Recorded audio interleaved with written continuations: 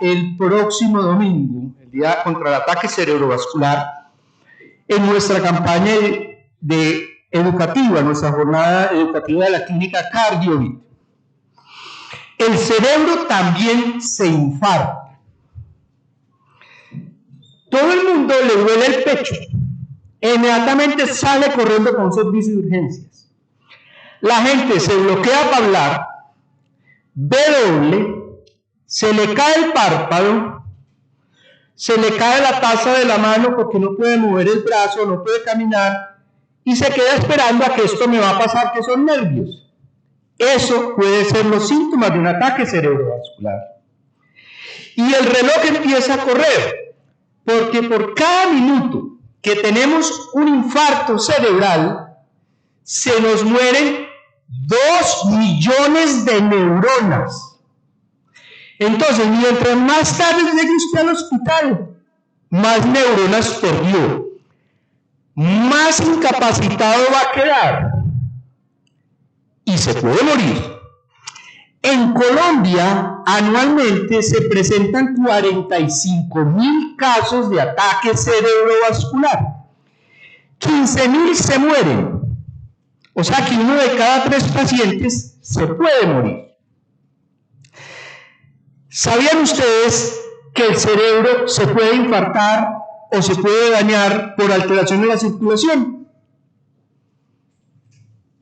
Eso es lo que vamos a aprender hoy sobre esto. Y vamos a ver los síntomas. Y para ello, quiero invitar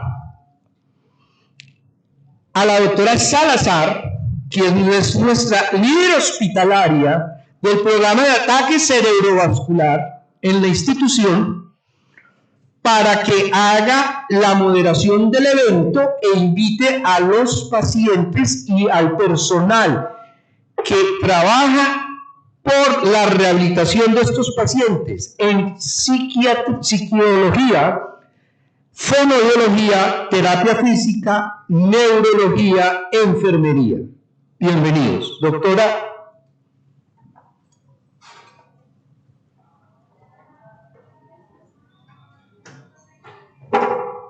Bueno, buenos días a todos.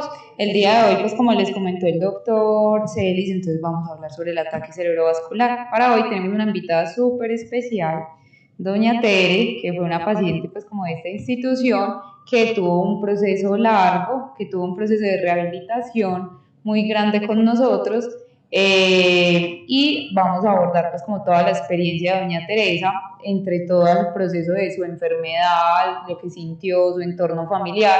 Nos acompaña el cuidador principal de doña Tere, que también es súper importante en toda esta experiencia, todo el núcleo familiar y todo lo que ha sucedido al respecto.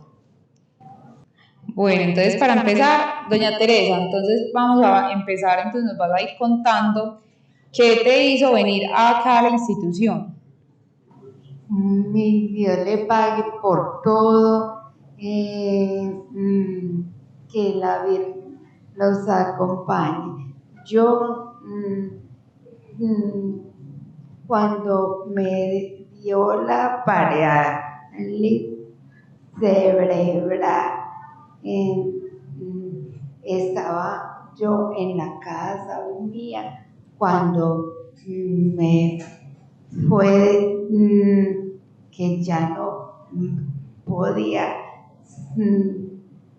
se me paralizó el consciente y ya no pude volver hasta que no podía hablar ni nada, solamente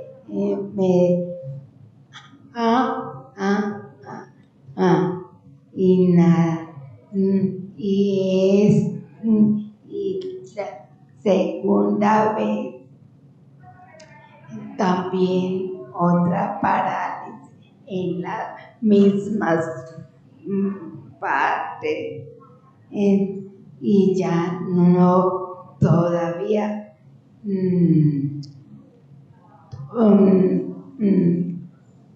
se le paralizó el lado de acá y ya otra vez sin parálisis cerebral. Te hago una pregunta. Cuando te pasó eso la primera vez, ¿sabías qué te estaba pasando o esperaste a que te recuperaras y a ver si se iba a pasar esa molestia? Cuando yo llegué a mi casa, ahí ahí mismo se me nublaron las y ya no puede volver a ¿Quién se dio cuenta que te estaba pasando eso? una persona de otra persona de la calle y me fueron a avisar. A don Juan. No, sí, a Zoraida, mi otra hermana, y ella es la que me vino y me trajo a donde Liliana, que es otra hermana mía, que ya no se de nada. Muy bien. Entonces miren lo que nos ha dicho.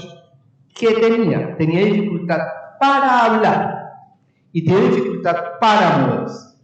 Entonces nosotros estamos en una campaña para enseñar a que la gente identifique el ataque cerebrovascular. Afuera pueden llevarse en este magneto para que lo peguen en sus neveritas, que son los síntomas de un ataque cerebrovascular, y es corre. La C es de cara torcida. La O de corre es de no ver bien. La R es una rápida debilidad, no puedo mover. La otra R es raro para hablar. Y la E es acudir a urgencias, a emergencias. Hay un corre nuevo que es el corre más, en el cual se incluye una alteración en el equilibrio. Entonces debo de consultar rápidamente al servicio. Entonces, ¿qué es corre? Pero ¿qué son los síntomas del corre? ¿Qué quiere decir el corre? A ver. ¿Qué pasa en la cara? Se puede desfigurar. Cara torcida. ¿Qué más? Los ojos se nublan, no ve nada. Ojos raros, ver raro.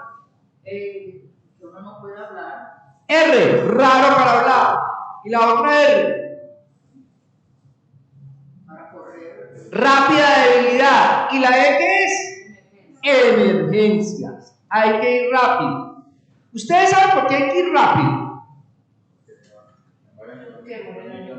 Porque se nos están muriendo 2 millones de neuronas y hay tratamiento para eso. Entonces hay un tratamiento que nosotros podemos utilizar, que es una sustancia que se puede administrar en las 4.5 horas, que nos va a tratar de dañar el cuadro.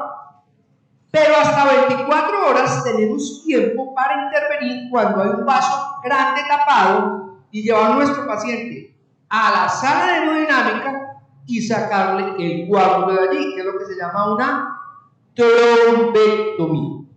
Entonces, miren, lo importante que ella dijo: no puedo hablar y no puedo mover. Acá está Susana, que es nuestra fonoaudióloga, y Susana les va a explicar en qué consiste esa dificultad para hablar, que se llama una afasia, que se puede recuperar con el tratamiento y con los ejercicios y la rehabilitación que ellos hacen. Y segundo, tú no podías comer bien al principio. Eso se llama una disfagia. Entonces vamos a invitar a que Susana nos cuente, y a los amigos que están en YouTube, para que sepan qué es una disfagia y qué es una fascia y cómo se puede recuperar y cómo no podemos, cuando alguien se desmaya, inmediatamente darle agua o algo, porque lo estamos empeorando. Susana, bienvenida y gracias. Gracias por la invitación a todos. Bienvenido a nuestra paciente estrella en su momento, que la rehabilitamos desde el habla, la deglución, psicológicamente y la parte de la motricidad. Bueno, como uno de los datos importantes, signos clínicos muy evidentes en un paciente con ACV fue lo que ella empezó a sentir: dificultad para el habla. Además de eso, el paciente puede tener dificultad para el mecanismo de la deglución. Entre más el paciente tenga dificultad en el habla, que es una disartria, de ahí podemos entender nosotros y saber que tiene dificultad para hablar, pero también para mover ese bolo del alimento hacia la región de la faringe, o sea que el paciente desde ahí se me puede ahogar. Ella también sentía dificultad para tragar los alimentos. ¿Qué pasa en ese momento cuando un paciente llega a un servicio de urgencias o en su casa empieza a presentar síntomas y vemos que está hablando enredadito? No darle alimentación oral, absolutamente nada, ni siquiera agua ni líquidos, hasta esperar que ya llegue aquí al servicio de urgencias y sea valorado por fonoaudiología, que es cuando aquí vamos a determinar, vamos a observar si el paciente tiene reflejos para tragar, si mueve el cuellito o la laringe, cuánto se demora en tragar y si empieza a tener episodios de tos durante la alimentación. Entonces podemos encontrar los dos escenarios. El paciente que, digamos, tuvo el evento de ACV y definitivamente en un escenario crítico no le podemos dar alimentación oral y lo debemos llevar a un soporte de nutrición enteral, como pasó con Teresita, ¿cierto? Yo a ella la conocí en la unidad de cuidados intensivos, allá le hice la valoración y definitivamente no estaba en condiciones de alimentarla de forma oral. Por eso entonces iniciamos con un soporte, con una sondita por nariz que hace hasta la boca del estómago y mientras la fuimos rehabilitando. Eso fue un proceso paso a paso, donde también estuvo el equipo interdisciplinario, el apoyo de terapia física. Todo esto conjugado en que el paciente volviera principalmente a la alimentación oral. Para eso había un proceso de rehabilitación y además se inicia, después de que iniciamos los ejercicios, hay que tener en cuenta qué consistencia es la más adecuada que le vamos a iniciar a ella.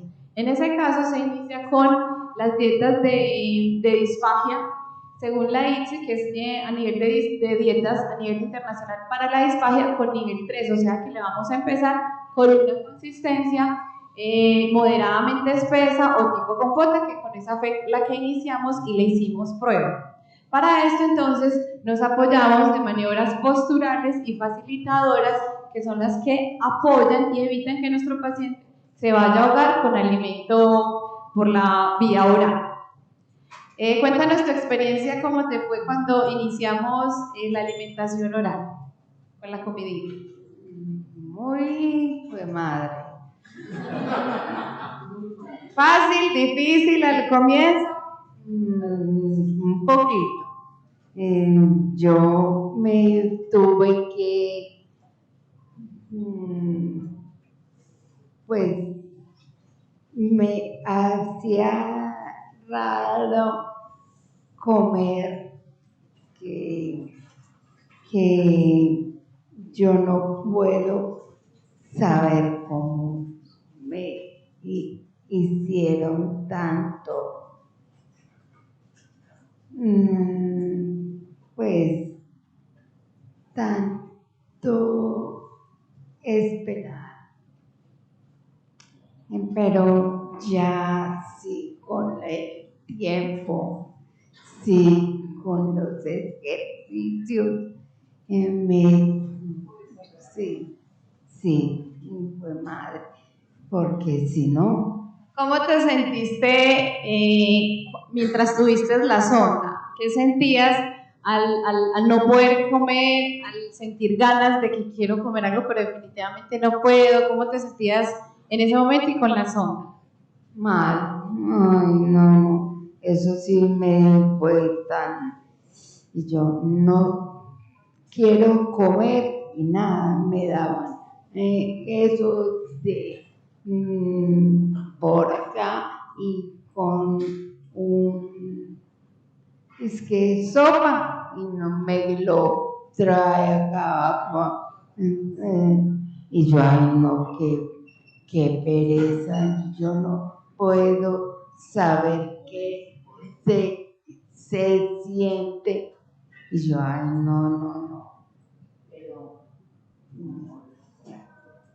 el pasar de los 5 o 6, ya sí me puedo. Y yo, ay, porque si no. Entonces, con Teresita tuvimos un proceso de rehabilitación pues muy exitoso. A la final logró ingesta prácticamente tipo normal, pero eso es un proceso paulatino. Se empezó, como les dije, dieta espesa, a blanda húmeda y finalizamos con los líquidos. El apoyo también fue integral, como les dije, con terapia física. Y una cosa muy importante a tener en cuenta, solamente imagínense en ustedes no poder comer por un tiempo, sentir que se ahogan con los alimentos, querer comer algo y definitivamente no poder, eso es muy angustiante para el paciente. Aquí también nos apoyamos entonces de la parte de psicología como a nivel pues interdisciplinario. Bueno, gracias Teresita. Dios le pague por todo y que todas esas gentes que me ha apoyado es lo más lindo que puede encontrarle. Mi Dios le pague por todo. Bueno, esta es una experiencia desde la parte del mecanismo de la depresión y fonoaudiología.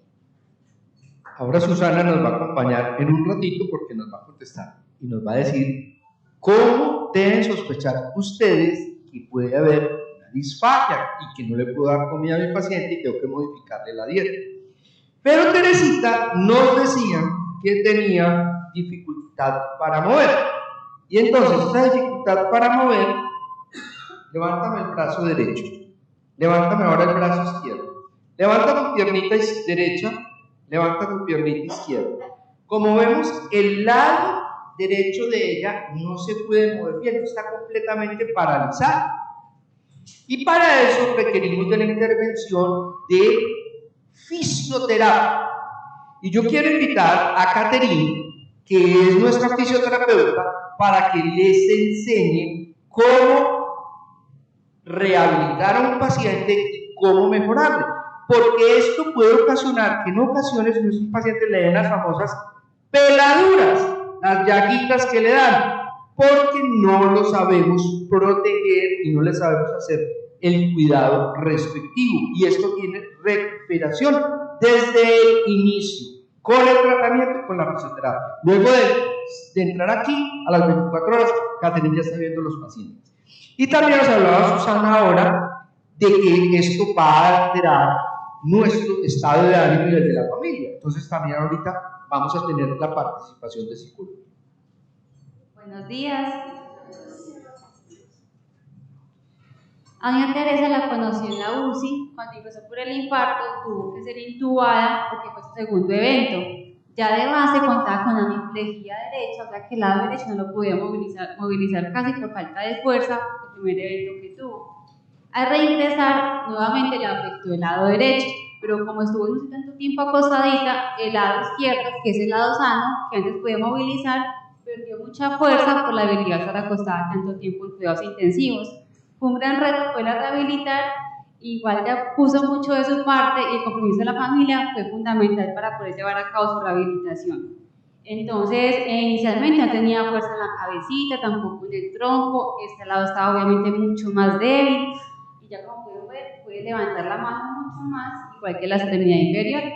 El tono muscular que ella adquirió es espástico, un poco duro o rígido. En el caso de ella toca evitar al máximo que este tono muscular se aumente con los días y genere contractura, que es que la articulación se va pegando por la quietud prolongada, por no poder mover la extremidad. Con ellos, ¿sí me escuchan? Sí. Trabajamos siempre en movilidad pasiva, que es básicamente mover la articulación permitiendo ampliar los rangos de movilidad y de esta manera evitar contracturas. Vamos movilizando, igual con el codo, con cada articulación, a tolerancia. En el caso de María Teresa, ya lleva mucho tiempo con este tipo de lesión y como el lado derecho fue que se comprometió nuevamente, se ha aumentado mucho el tono muscular y le duele obviamente la movilización. Hasta ahí ya más rato que ella nos debe manejar, que tolere para evitar que se contracture más. Acá con la extremidad con la mano es igual.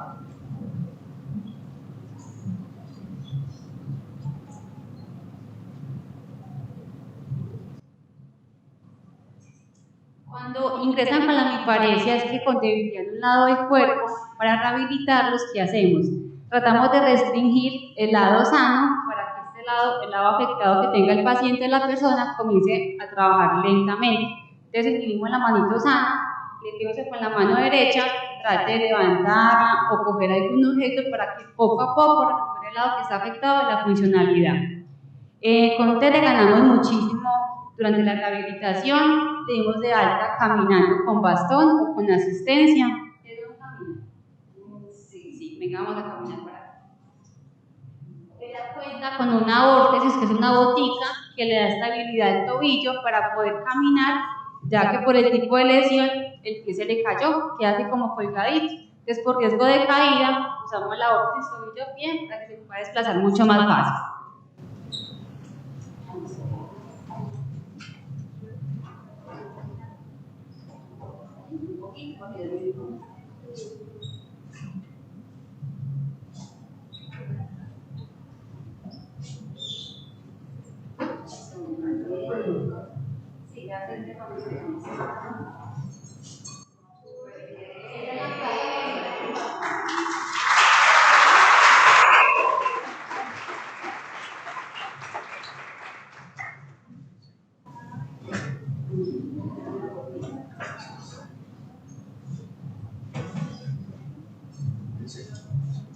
Mientras más pronta sea la rehabilitación, más unas secuelas físicas pueden quedar.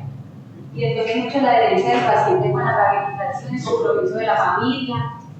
También su estado emocional afecta mucho porque muchos están en depresión y no quieren hacer terapia, están aburridos. Entonces hay que trabajar en conjunto con todos los profesionales de la salud.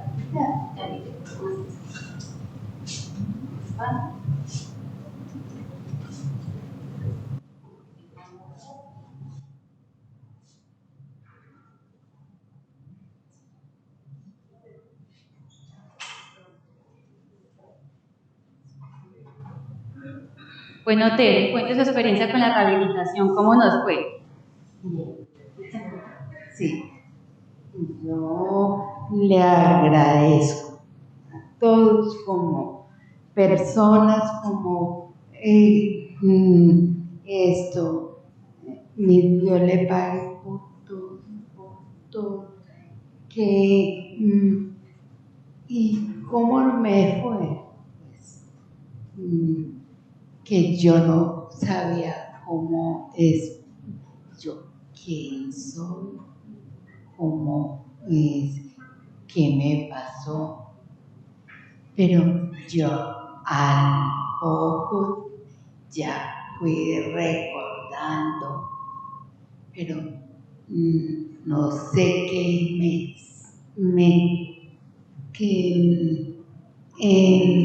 no sé, ¿cómo es? Que no sabe los nombres de las personas. Se me olvidaron las palabras. Sí, pero yo las amo con locura. Listo, muchas gracias.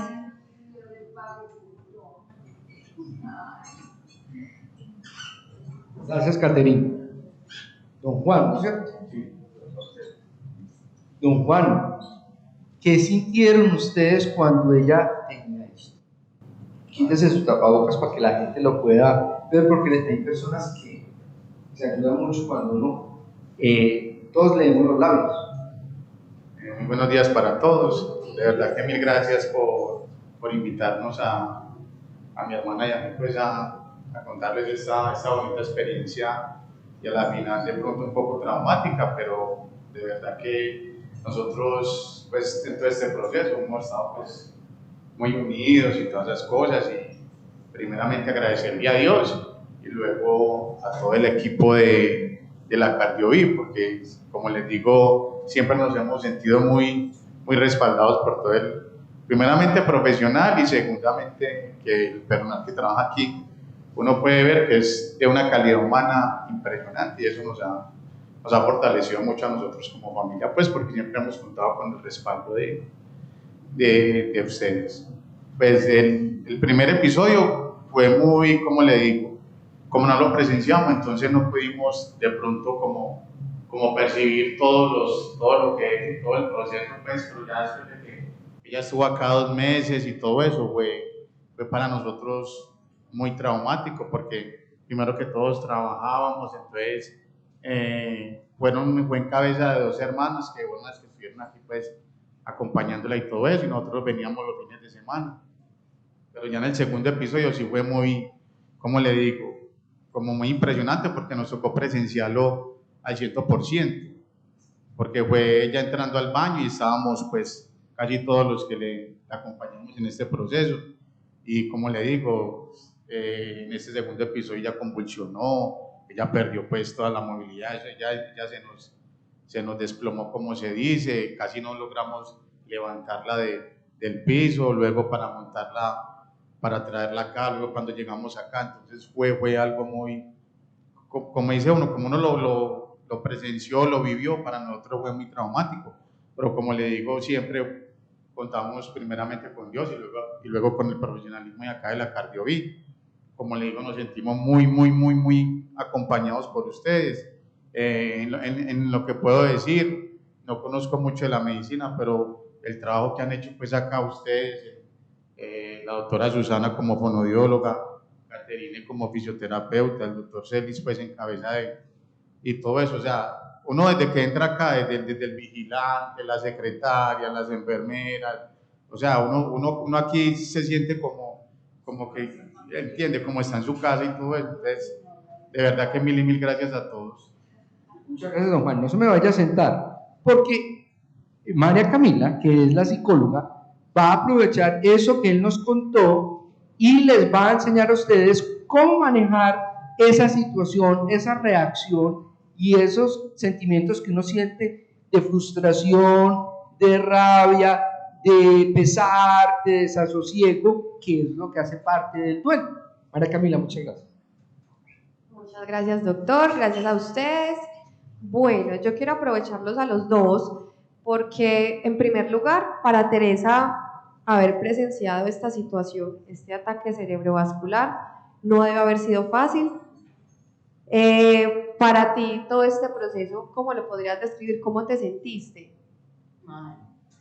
¿Te sentiste mal? Ahorita hablabas que daba cierta sensación no poder tragar, no poder alimentarte, no poder hablar, no poder moverte.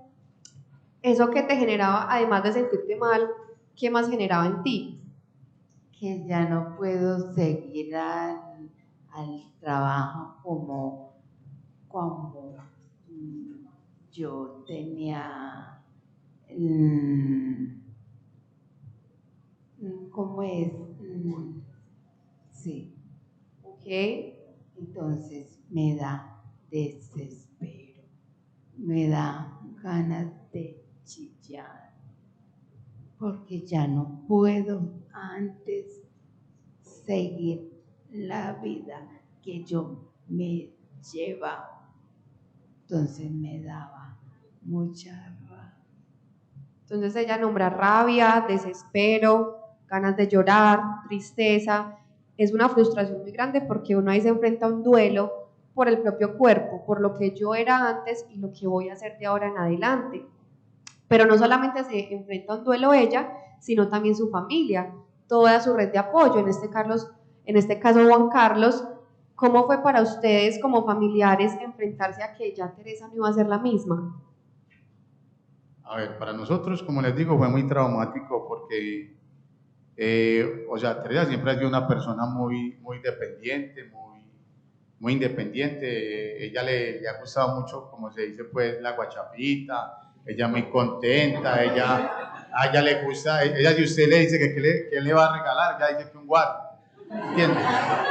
Entonces, ella siempre es una persona muy alegre y todas esas cosas, entonces uno verla así en ese estado para nosotros era muy deprimente, pero sin embargo, pues, con apoyo pues, de gente que tenía conocimiento de eso, nos sirvió de mucho, y entonces, pues nosotros somos 7 hermanos y somos varios sobrinos y todas las cosas, entonces nosotros el fin de semana nos reunimos todos, hacemos almuerzo familiar, en la semana nos reunimos pues así los que podemos y todas esas cosas, y estamos en compañía de ella, pero la primera vez ella estuvo, pues imagínate, cuando ella salió de acá, ya no podía ni caminar, ya no podía hablar y todas esas cosas, y con todo ese proceso pues, de ayuda de ustedes, ella logró hacer todo, ser otra vez independiente, porque ella con esa sola manito, ella cocina, ella cosía, ella todo lo hacía, ella arreglaba casa, ella con su manito, era así, y entonces para uno era muy satisfactorio pues verla a ella en esas condiciones, a pesar de cuando salió acá pues, y verla. Ahora pues con este segundo episodio ha logrado disminuirle de pronto algo de la movilidad, algo del habla y todas esas cosas, pero gracias a Dios para hacer un segundo episodio como nos pasó, con convulsiones y todo eso. Yo la veo y yo digo, Dios es muy grande y la misericordia de Dios y todas esas cosas. Bueno, ahí vamos con ella. Muchas gracias. Miren que frente a sucesos tan traumáticos y que nos cambian tanto la vida, cada persona es un mundo diferente y asimismo cada persona va a utilizar una forma diferente de afrontar esa situación. Entonces, esto se llaman estrategias de afrontamiento. Cada persona tendrá las suyas propias. Por ejemplo, tenemos el apoyo social. Ustedes hablaban de que se reunían frecuentemente los familiares. El apoyo social siempre va a ser un factor protector para estas situaciones. Y ni siquiera es que tengamos muchas personas a nuestro alrededor, sino la calidad de esas personas, que puedan aportarnos un granito de arena. A veces, cuando solamente tenemos una persona que nos ayuda, este cuidador se carga. También tenemos que cuidar a ese cuidador, porque hay algo que se llama el síndrome del cuidador que puede presentar si nosotros no nos hacemos cargo de esa persona que está a cargo de la persona que padeció el ACV. Entonces empiezan a aparecer síntomas como cansancio, dolor de espalda, dolor de cabeza, estrés, ansiedad.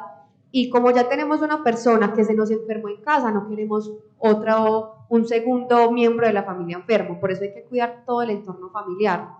Entonces, como les digo. No, y lo otro que es que nosotros, por decir algo, mi madre, que paz descanse, ella le dio también la primera vez una ACV y murió acá pues en la clínica, pero fue por una hernia.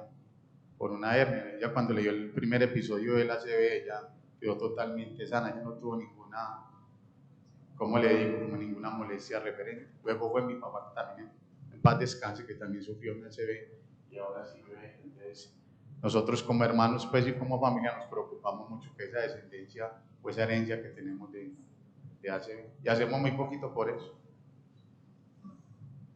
Y para eso son estos espacios, para poder concientizarnos y prevenirlo, y saber también qué hacer en el momento que ocurra con alguna persona que esté cercana a nosotros. Además del apoyo social, también está la motivación de cada persona. Es muy diferente cuando durante la hospitalización, en una prolongada estancia hospitalaria, hay mucho estrés y eso nos desmotiva. Por eso acá tenemos el servicio de psicología para poder ayudarles con esas herramientas internas que ustedes ya tienen o de las cuales de pronto carecen, para poder que toda esa motivación logren ayudarlos a ustedes de manera interdisciplinar para que salgan adelante, porque frustra mucho no poder hacer lo que hacíamos antes. La rama de la psicología, hay una rama que se llama neuropsicología que también nos ayuda mucho en la parte de rehabilitación.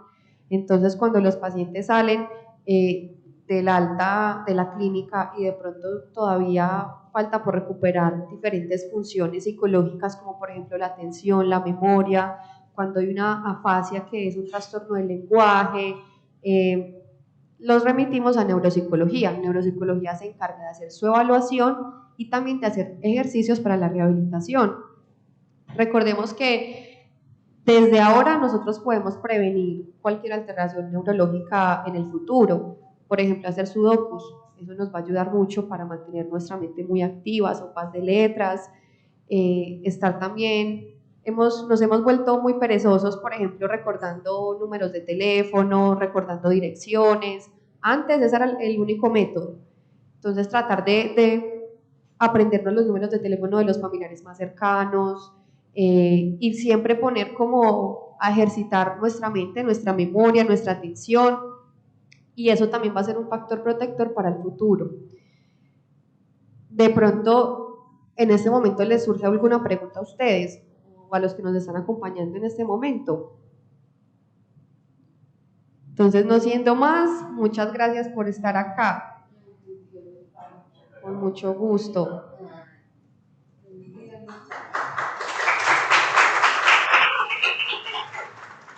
Juan, se puede sentar tranquilito.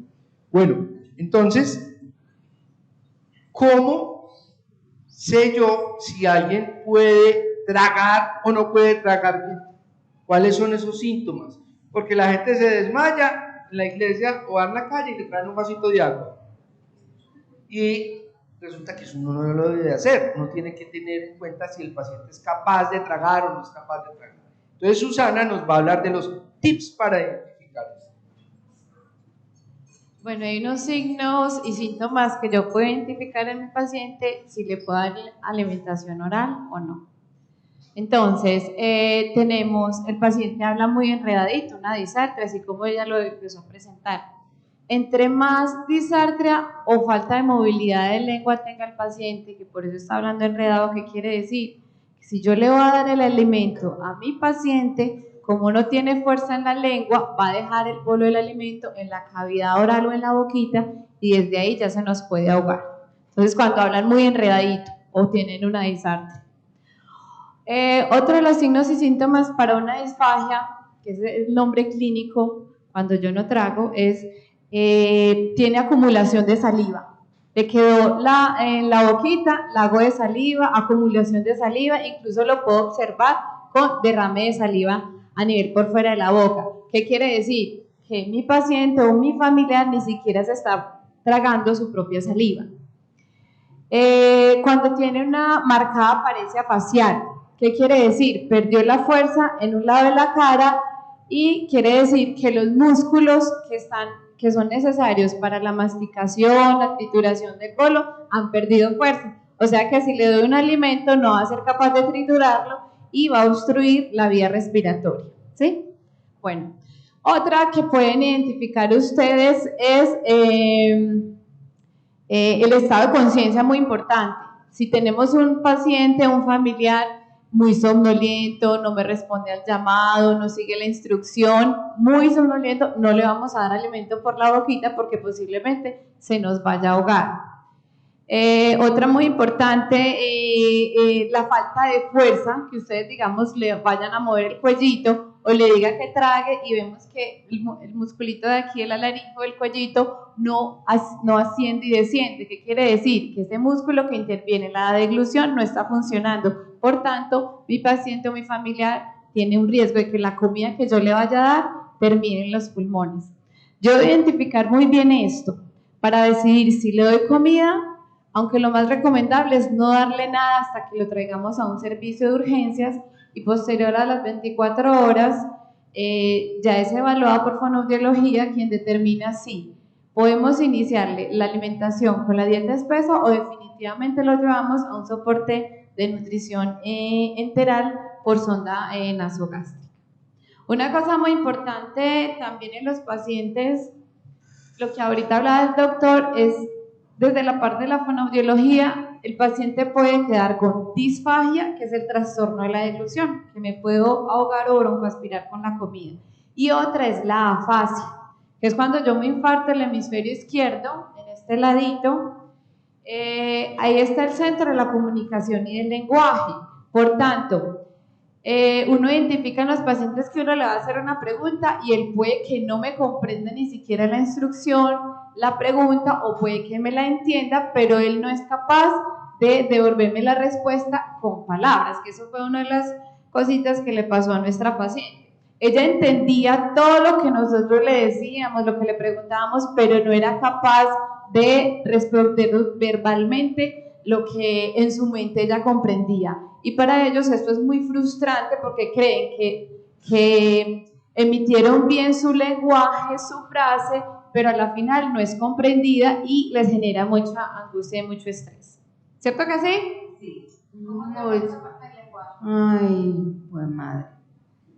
Un poquito, pero ahí voy superando esta que me da mucha dificultad. En este caso, por ejemplo, si el paciente queda con una fascia consecuente a una ACV, nos podemos ayudarles a ellos con un sistema de comunicación aumentativo alternativo, que es a través de gráficos, mientras ellos vuelven a desarrollar la capacidad de la emisión del habla. Eso es un paso a paso. Y con ellos, desde la parte de la fascia, es comenzar como cuando a un niño se le enseña a hablar y a pronunciar cada una de las palabras o de los objetos que están cerca de ellos.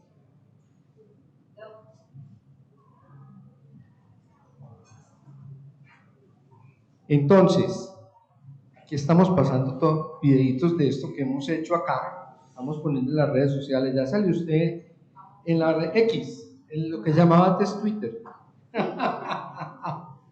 Bueno, entonces, ¿qué preguntas, dudas tienen ustedes con relación a esta campaña de sensibilización contra el ataque cerebrovascular? ¿Se han aprendido cosas o no? ¿Y ustedes saben por qué le puede dar un ataque cerebrovascular?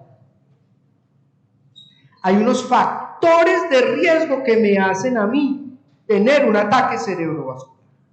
Juan Carlos Rivera es residente de neurología de 4º año de la Universidad de Antioquia y está rotando por nuestro servicio. Entonces Juan Carlos les va a dar a ustedes los tips sobre por qué me puede dar a mí un ataque cerebrovascular. Juan, adelante. Listo, muy buenos días a todos.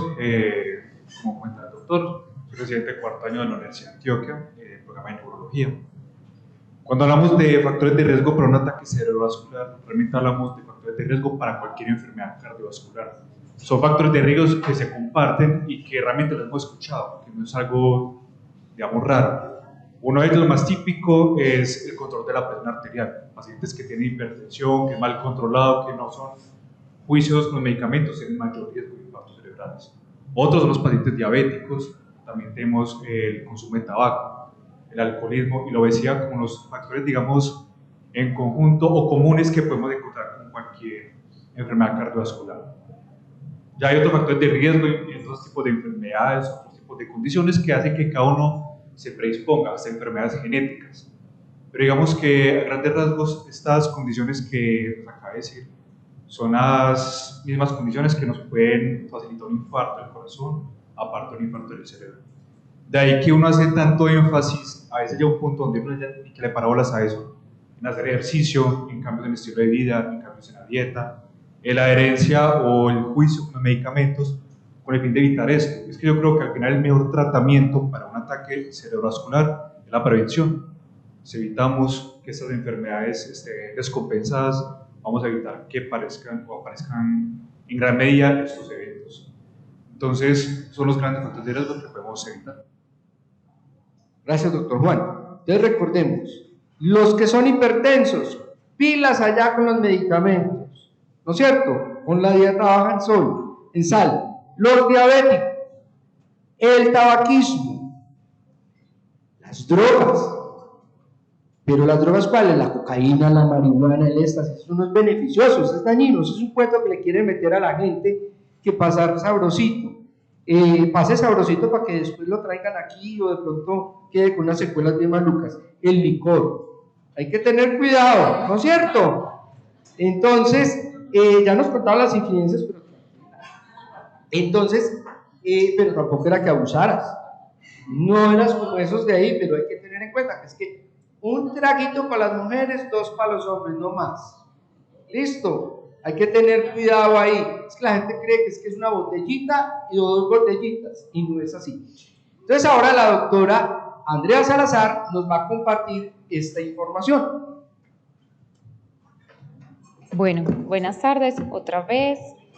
Bien, muchas gracias doña Teresa por todo, al familiar de doña Teresa, don Juan, también muchas gracias pues por toda esta participación.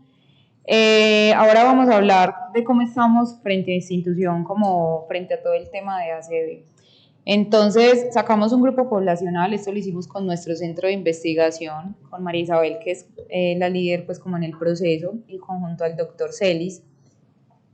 De esos pacientes que logramos sacar de esa población, que hemos encontrado que la mayoría de esos pacientes presentan los síntomas en su casa. Entonces ahí la importancia de hacer la conciencia a los familiares, a las personas de su casa, para detectar a tiempo toda esa situación y poder llegar a tiempo a un hospital para poder tener a tiempo un tratamiento. De todos esos pacientes, cuando cruzaron la puerta, a todos se les hizo una neuroimagen en la primera hora. Al mismo tiempo, Sara, ¿la puedes bajar, por favor, un poco? De todos esos pacientes, la mayoría, como nos dice la literatura, son isquémicos, pero ¿qué es lo que más nos importa también? Que de todos esos pacientes, la mayoría se fueron a su casa. En realidad, los pacientes que fallecieron fueron por complicaciones asociadas a otro tipo de situaciones, pero la mayoría fueron a su casa en buenas condiciones, entre pues lo que se permite decirlo. Y todos esos pacientes, en su mayoría excepto 2, que tenían una contraindicación absoluta de una trombolisis, fueron llevados a una trombolisis dentro de la primera hora después de que llegaron aquí a la institución. Entonces, tenemos pues como una alta tasa de respuesta, de rápidos, de recuperación, pacientes que van adecuadamente otra vez a sus hogares, funcionales, y eso es pues como lo que logramos sacar de esta parte de estos pacientes. Entonces miren, la mayoría de las personas ¿cómo llegaron? Despiertas, muy poquitas llevan dormidas. Miren ahí la toma de la tomografía. En la primera hora, si llegaron aquí a tiempo. Más de una hora desde el ingreso, muy poquitas. O sea, nosotros corremos por el ACV. Miren el tipo de ACVs. Y aquí hay algo que se llama el ataque cerebrovascular del despertar. Es que se despertó paralizado, hay que traerlo, porque ese paciente se puede beneficiar. Miren el porcentaje de trombólisis que nosotros estamos haciendo en este grupo de pacientes, los antecedentes que les hablaba ahora el doctor Juan, mírenlos ahí, la terapia física en las primeras 72 horas que tenemos. Pero hay algo que les queríamos contar, y es que esto repite, y doña Teresita nos contó, le dio 1 y le dio 2. O sea, el ACV, como el infarto de corazón, como otras lesiones, no se quedan quietos. Si uno no se cuida, le repite. Entonces, para que vamos dando la conclusión a esto, ¿qué hay que hacer contra un ataque cerebrovascular? Corre. ¿Y cómo lo identifico? C. Cara torcida. O. No veo bien. Ojos. R. Habla raro. R. Rápida debilidad. Emergencias. Muchas gracias en nombre de todo el personal de la clínica Cardiovid, auxiliares, enfermeras, médicos, personal de servicios generales, directivas y el grupo de neurólogos y de estudiantes que están rotando por acá, de todas las facultades que rotan por acá. Muchas gracias por haber asistido en esta semana del ataque cerebrovascular. A cuidarse. Gracias.